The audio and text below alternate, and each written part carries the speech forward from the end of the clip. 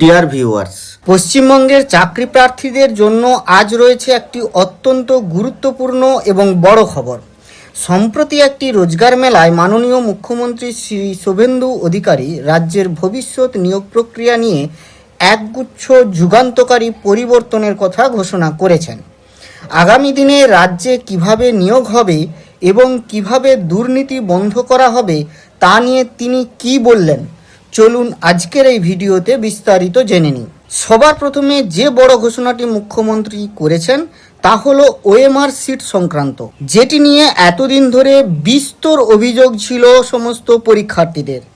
তিনি জানিয়েছেন যে আগে ওএমআর পদ্ধতিতে পরীক্ষা হলেও পরীক্ষার্থীদের কার্বন কপি দেওয়া হতো না, যা দুর্নীতি ও স্বজন পোষণকে উৎসাহিত করত।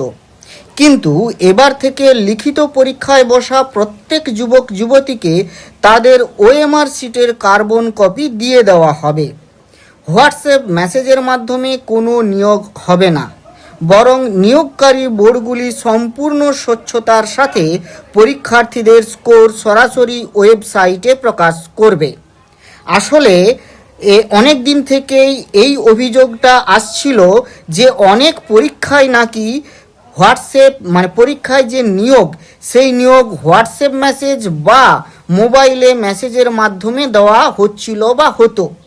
এ নিয়ে বিস্তর অভিযোগ হয়েছে, এমনকি এই সমস্ত রিক্রুটমেন্টগুলি কোর্ট পর্যন্ত গিয়েছে এবং আপনারা অবগত অবশ্যই আছেন, অনেক চাকরি কিন্তু বাতিলও হয়েছে।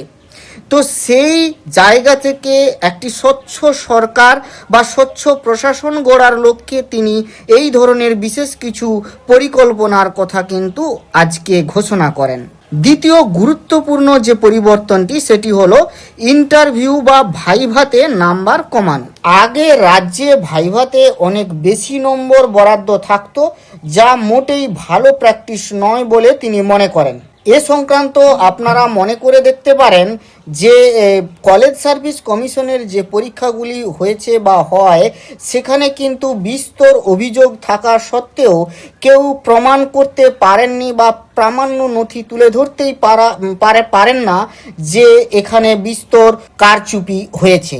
কারণ ইন্টারভিউর যে নম্বর থাকে সেখানে একমাত্র ইন্টারভিউয়ার ছাড়া আর অন্য কারোর করার কিছুই থাকে না।